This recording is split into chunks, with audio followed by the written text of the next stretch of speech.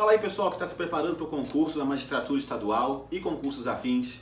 A gente chegou no nosso 5º vídeo preparatório para esses concursos através da resolução de questões. Já falamos sobre normas fundamentais, falamos sobre teoria da ação, jurisdição, competência e nesse 5º vídeo a gente vem com um tema novo. Mas não se esqueçam, além dos recadinhos normais de curtir esse vídeo, se inscrever no canal, marcar no sininho lá para você ser avisado quando novos vídeos forem postados, não se esqueçam que todo o material que a gente usa está disponível para vocês. Tem um link na descrição desse vídeo, clica ali e baixa gratuitamente esse material. Eu sou Alexandre Flecha e você está na resolução de questões.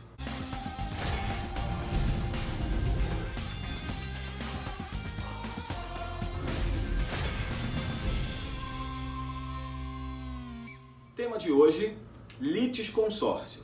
Vocês já viram aí na descrição do vídeo o tema litisconsórcio. Mas olha, na verdade, esse tema litisconsórcio é só um dos itens de um tema maior. Funciona assim. Toda vez que a gente quer desenhar uma relação processual, sempre vem à nossa mente um desenho muito famoso, em formato de triângulo, juiz, autor e réu. E aí todo mundo coloca aquele tracinho entre autor e juiz para identificar que existem direitos e obrigações entre o autor e o juiz, o mesmo entre autor e réu, e o mesmo entre réu e o juiz. E aí faz o triângulo, e esse triângulo é conhecido como relação processual. Daí se dizer que a relação processual é triangular. Mas tem um autor de São Paulo, de quem eu sou muito fã, Cândido Rangel Dinamarco. Ele diz o seguinte, que na verdade esse triângulo juiz, autor e réu não é a relação processual. Na verdade, é apenas a configuração mínima da relação processual. Ou seja, o mínimo que se precisa para formar um processo é um juiz, um autor e um réu. Mas nada impede que eu tenha uma configuração maior do que a configuração mínima. Nada impede que eu tenha mais de um autor e ou mais de um réu. Nada impede que eu tenha terceiros que são estranhos a esse processo intervindo nesse processo. Toda vez, conclui Dinamarco, toda vez que a relação processual tiver uma configuração maior que a configuração mínima, esse fenômeno chama-se pluralidade de partes. A pluralidade de partes, por sua vez, pode se caracterizar quando eu tenho mais de um autor e mais de um réu nos polos da ação, e aí essa pluralidade de partes chama-se litisconsórcio, e quando eu tenho terceiros estranhos à relação processual intervindo naquele processo, aí eu tenho a pluralidade de partes chamada intervenção de terceiros. Então, oficialmente a gente começa hoje o tema pluralidade de partes, o primeiro tema, litisconsórcio, nesse vídeo, e no próximo vídeo, o segundo item da pluralidade de partes, a intervenção de terceiros. Ok? Nesse contexto, me permitam algumas pequenas palavras sobre o tema litisconsórcio. Como eu me preparo para um concurso público envolvendo o tema litisconsórcio. Com relação a esse tema, nós temos que saber 3 coisas. E aí nesse momento você pensa, que coisa boa, que notícia boa, só 3 coisas? Nem se anima, são 3 coisas longas, mas são só 3 coisas que nós temos que estudar dentro do tema litisconsórcio. Primeiro, conceito, e esse eu acabo agora. É o fenômeno caracterizado pela presença de mais de um autor, mais de um réu ou mais de ambos na relação processual. Pronto, tá aí o conceito. Segundo, classificação do litisconsórcio. Litisconsórcio pode ser ativo, passivo ou misto, pode ser necessário ou facultativo, pode ser simples ou unitário e, por fim, pode ser originário ou ulterior. E o mais importante nessa classificação nem é saber o conceito de cada um. Não é tão importante saber que o litisconsórcio necessário tem sua formação obrigatória, que o litisconsórcio simples pode gerar dispositivos diferentes para os litisconsortes. Isso é importante, eu vou falar sobre isso, mas essa nem é a parte mais importante. A parte mais importante é saber que quais efeitos se produzem quando o litisconsórcio é necessário, quais as hipóteses em que o litisconsórcio é facultativo, Que consequências eu tenho para a sentença ou para as partes quando o litisconsórcio é simples ou unitário? Essa é a parte mais importante dentro do tema classificação do litisconsórcio. E por último, terceiro item, conceito classificação, e o terceiro, dinâmica do litisconsórcio. Ou seja, o que acontece de diferente dentro do processo porque eu tenho a figura do litisconsórcio. Tudo bem? O conceito eu já falei para vocês, classificação eu vou definir cada um desses itens e as consequências, que é a parte mais importante, como eu disse para vocês, a gente vai ver durante as questões, porque eu separei várias questões sobre esse tema. Então vamos lá. Eu estou gravando esse vídeo agora em 2019 e esse ano eu faço 20 anos de magistério. Eu comecei a dar aula em 1999, 20 anos de magistério. E por conta de online, essas coisas, eu já tive mais ou menos uns 80 mil alunos nesses 20 anos. Porque o online acaba nos proporcionando atingir bastante gente. 80 mil pessoas eu tive a oportunidade de me dirigir. E nesse universo de 80 mil pessoas, nunca ninguém teve dúvida sobre o que eu vou falar agora. Mas, se alguém tiver alguma pergunta, pode botar aqui nos comentários desse vídeo que eu respondo com muito prazer. É claro que isso é uma brincadeira, porque eu estou absolutamente certo que você não vai ter dúvida sobre o que eu vou dizer agora. Litisconsórcio ativo, mais de um autor. Litisconsórcio passivo, mais de um réu. E litisconsórcio misto, mais de um autor e mais de um réu dentro do mesmo processo. Alguma dúvida sobre isso? Absolutamente nenhuma dúvida, tenho certeza disso. Então vamos para o que interessa. Litisconsórcio necessário tem sua formação obrigatória.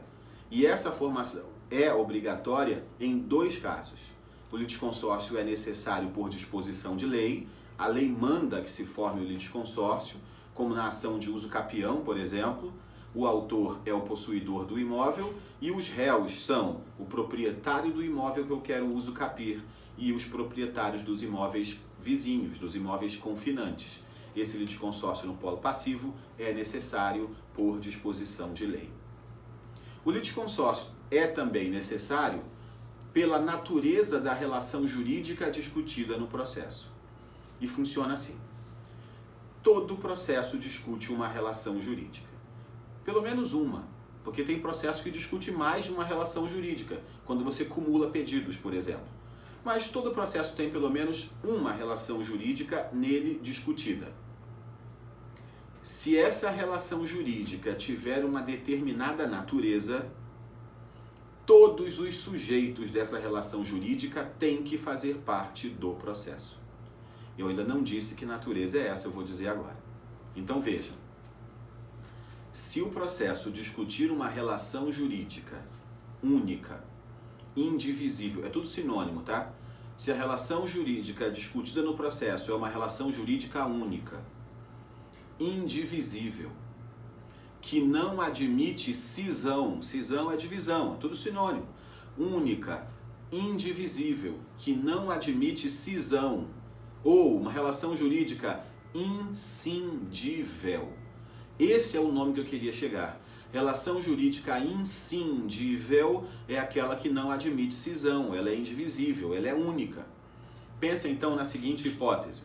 A ação de anulação de casamento proposta pelo Ministério Público em face do marido e da mulher. Esse litisconsórcio no polo passivo entre marido e mulher é facultativo ou necessário? Tem alguma lei que obrigue essas duas partes, autor e réu, esses dois cônjuges, marido e a mulher, sejam litisconsortes no polo passivo? Tem alguma lei dizendo isso? Não. Então esse litisconsórcio não é necessário por disposição de lei. Mas qual é a relação jurídica discutida nesse processo? O casamento. Tem dois casamentos ali, um do marido e um da mulher? Não. Dá para dividir meio casamento para cada um? Também não. Então é uma relação jurídica única, indivisível, inscindível. E todos os sujeitos da relação jurídica inscindível, casamento, devem fazer parte do processo. Por isso, na ação de anulação de casamento proposta pelo MP em face do marido e da mulher, eu tenho um litisconsórcio passivo necessário pela natureza inscindível da relação jurídica discutida nesse processo. Ok? Última informação, o litisconsórcio necessário só pode acontecer no polo passivo, não existe litisconsórcio necessário no polo ativo. Não existe, nunca vai haver essa possibilidade. E a razão é muito simples, o direito de ação é voluntário, ninguém pode ser obrigado a demandar em face de alguém. O litisconsórcio facultativo depende da vontade das partes, mas não é só isso. Não depende só da vontade das partes. O litisconsórcio facultativo ocorre quando eu tenho a vontade das partes de quererem litigar em conjunto e estar numa das hipóteses previstas em lei. O artigo 113 me traz nos seus incisos as hipóteses em que eu posso litigar em litisconsórcio. E a gente vê essas hipóteses ao longo das questões. Litisconsórcio unitário. A decisão tem que ser a mesma para todos os litisconsortes. Litisconsórcio simples, a decisão pode ser diferente para todos os litisconsortes. E a última classificação, o litisconsórcio é originário quando se forma na propositura da ação e é derivado ou superveniente quando se forma do meio do processo para frente. Por último, terceiro item, conceito e classificação. Terceiro item, dinâmica do litisconsórcio. O que acontece de diferente no processo quando eu tenho a figura do litisconsórcio. Primeira, prazos diferenciados, a gente vê ao longo das questões. E segundo, os atos de um, em regra, não atingem os outros, mas tem exceção que pode atingir. A gente também fala isso durante as questões. Nesse contexto, chega de teoria, acabei falando demais, me desculpem por isso. Vamos para as questões. Primeira questão. Primeira questão, marque a alternativa correta. Letra A. Existindo litisconsórcio necessário unitário, é possível ao juiz limitá-lo, a pedido das partes, quanto ao número de litigantes, quando houver prejuízo à defesa ou à célere solução do litígio. A letra A está falando sobre o instituto do litisconsórcio multitudinário. Multitudinário é aquilo que é derivado de uma multidão. Então, litisconsórcio multitudinário é a hipótese em que eu tenho uma multidão de litisconsortes. E isso acaba prejudicando a defesa ou a celeridade do processo. Mas a figura do litisconsórcio multitudinário só vale para litisconsórcio facultativo. Porque se o litisconsórcio é necessário, ele é obrigatório. Todo mundo tem que estar ali no processo. Pode ter 800 autores, não interessa, o litisconsórcio é necessário, tem que estar todo mundo ali. Então, apenas o litisconsórcio facultativo admite a figura do litisconsórcio multitudinário. Peguem o código de vocês, artigo 113 do CPC. 113, parágrafo 1º. O juiz poderá limitar o litisconsórcio facultativo quanto ao número de litigantes na fase de conhecimento, na liquidação de sentença ou na execução, ou seja, isso vale para qualquer fase de processo, conhecimento, liquidação, execução, quando este comprometer a rápida solução do litígio ou dificultar a defesa ou o cumprimento da sentença. Essa é a hipótese do litisconsórcio multitudinário que só vale para facultativo. A questão fala, o litisconsórcio necessário pode ser limitado, ficou errado, é só o facultativo. B. Todo litisconsórcio necessário é simples? Errado, porque eu não posso casar essas formas de classificação do litisconsórcio. Eu posso ter litisconsórcio necessário e simples, e posso ter litisconsórcio necessário e unitário. Naquele exemplo da ação de anulação de casamento, proposta pelo MP em face do marido e da mulher, o litisconsórcio é necessário? Sim, e é unitário, porque a decisão tem que ser a mesma para todos os litisconsortes. Ou seja, ou o juiz anula o casamento para os dois, ou mantém o casamento para os dois. O que não dá para fazer é deixar o marido casado e a mulher solteira. ou deixar a mulher casada com esse marido que é solteiro. Não faz nem sentido essa história. Nesse meu exemplo, o litisconsórcio é necessário e unitário. Mas naquele exemplo da uso capião, os réus em litisconsórcio são o proprietário desse imóvel que eu quero uso capir e o proprietário dos imóveis confinantes. Esse litisconsórcio é necessário, mas é simples, porque a decisão vai ser diferente para todos eles. Para o proprietário do imóvel que eu quero uso capir, a sentença vai dizer se ele perdeu ou não a propriedade. Agora, para os proprietários dos imóveis vizinhos, a sentença vai dizer apenas se as medidas dos seus imóveis estão preservadas ou não. Então a decisão não só pode, como vai ser diferente. Esse litisconsórcio é necessário e simples. Letra B.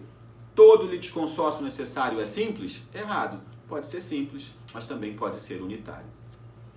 Letra C.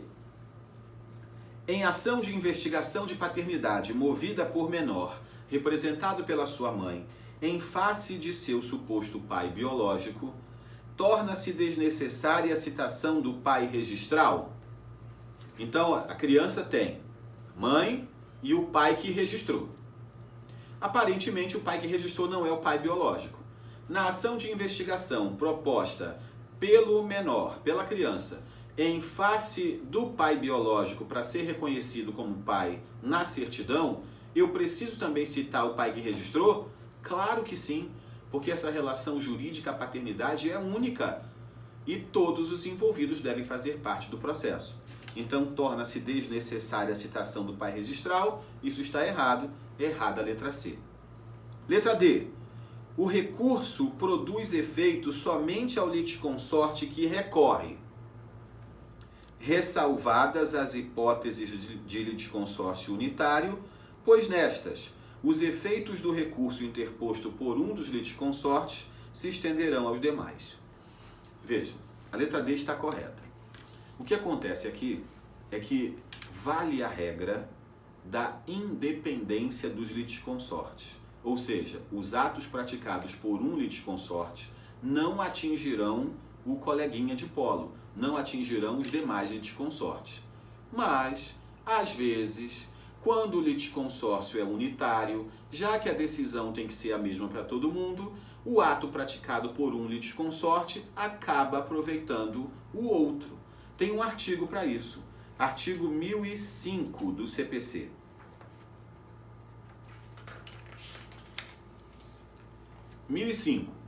O recurso interposto por um dos litisconsortes a todos aproveita, salvo se distintos ou opostos seus interesses.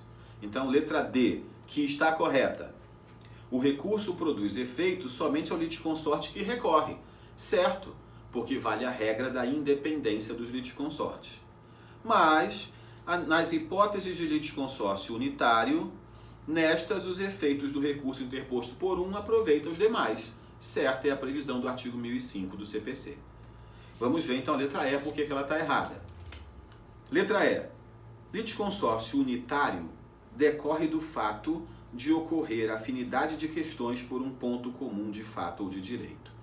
Afinidade de questões por um ponto comum de fato ou de direito não gera litisconsórcio unitário, gera litisconsórcio facultativo, que é a previsão do artigo 113 do CPC.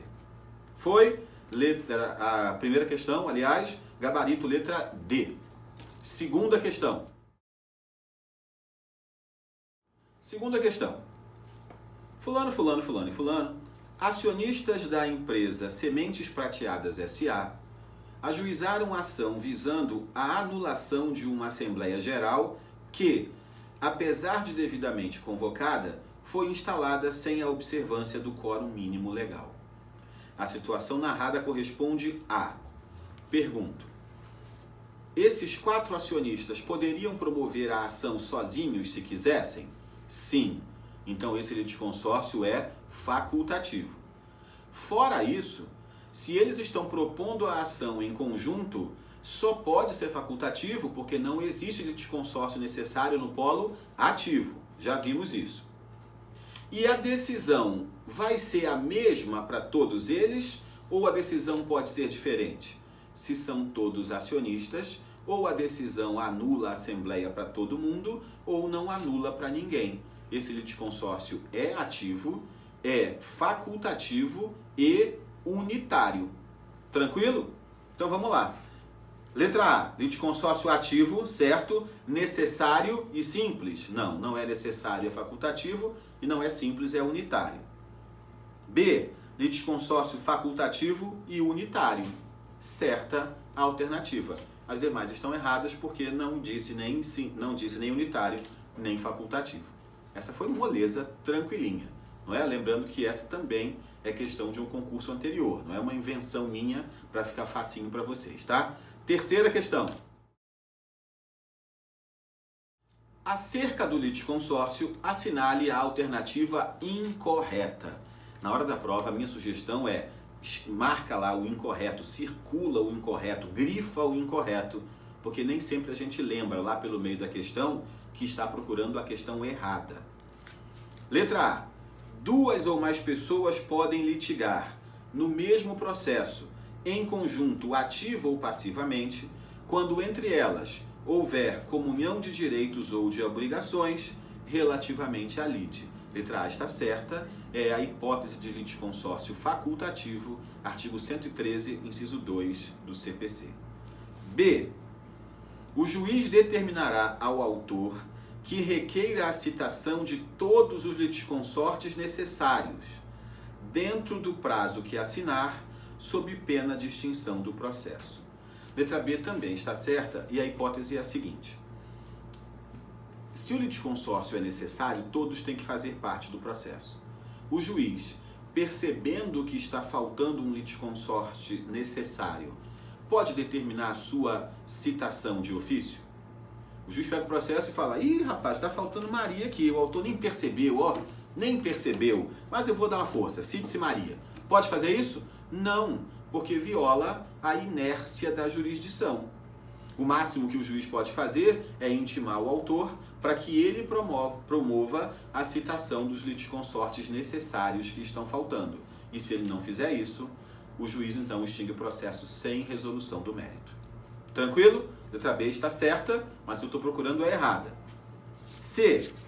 Salvo disposição em contrário, os litisconsortes serão considerados em suas relações com a parte adversa como litigantes em comum, como litigantes distintos. Olha aqui a regra da independência dos litisconsortes.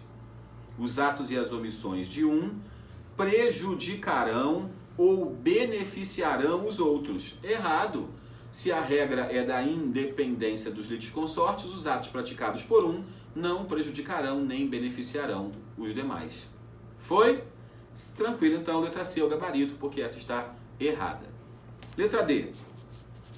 O requerimento de limitação do litisconsórcio, esse é aquele multitudinário que eu falei na questão anterior, interrompe o prazo para manifestação ou resposta, que recomeçará da intimação da decisão que o solucionar. Certa é a previsão do artigo 113, parágrafo 2º do CPC. Quarta questão. Analise as afirmativas abaixo. 1. O litisconsórcio no polo passivo será sempre facultativo? Errado. No polo passivo pode ser tanto facultativo quanto necessário. 2. Nos vínculos jurídicos em que há solidariedade ativa ou passiva, o litisconsórcio é, em regra, necessário e unitário? Ela está errada e tem uma pegadinha aqui. Tem uma casca de banana. Porque quando eu tenho solidariedade, o litisconsórcio é necessário mesmo, mas só no polo passivo. Porque no polo ativo não existe litisconsórcio necessário. Então a questão fala, quando há solidariedade ativa, não dá para ser necessário, tem que ser facultativo. A 2 está errada. 3. Se a sentença puder ser distinta em seu dispositivo para os litisconsortes, a hipótese é de litisconsórcio simples, certo. O oposto é o litisconsórcio unitário, quando o dispositivo tem que ser igual para todos os litisconsortes. Então a 3, certa. 4. O comando do artigo 117 segundo o qual os litisconsortes serão considerados em suas relações com a parte adversa como litigantes distintos, do que decorre que os atos de um deles não beneficiarão nem prejudicarão os outros, não é aplicável, em boa parte dos casos, ao litisconsórcio unitário, certo? Vimos na questão anterior. Em boa parte dos casos, quando o litisconsórcio é unitário, a decisão tem que ser a mesma, o que um faz acaba aproveitando os demais.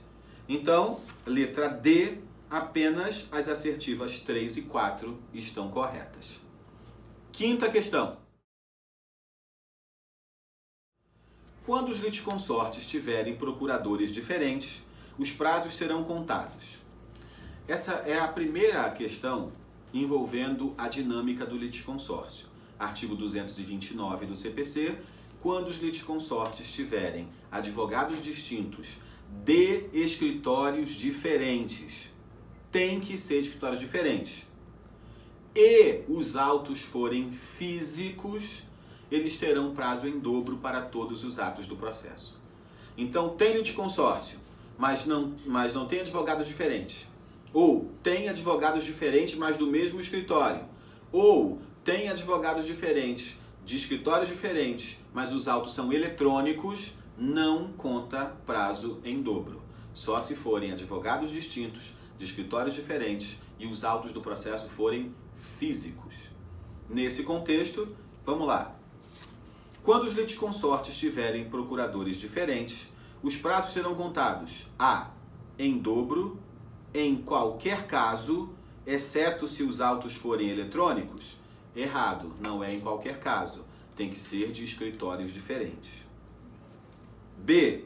Em dobro, exclusivamente para contestar e recorrer. Errado, é para qualquer ato processual. C. Em quádruplo. Errado também. Ninguém tem ninguém tem prazo em quádruplo no novo CPC. Na época do Código Velho, a Fazenda Pública tinha prazo em quádruplo para contestar. Não tem mais isso, é tudo em dobro para a Fazenda Pública. Letra C está errada. Letra D. Em dobro, caso os advogados sejam de escritórios de advocacia distintos. Letra D, portanto, é a alternativa correta. Sexta questão.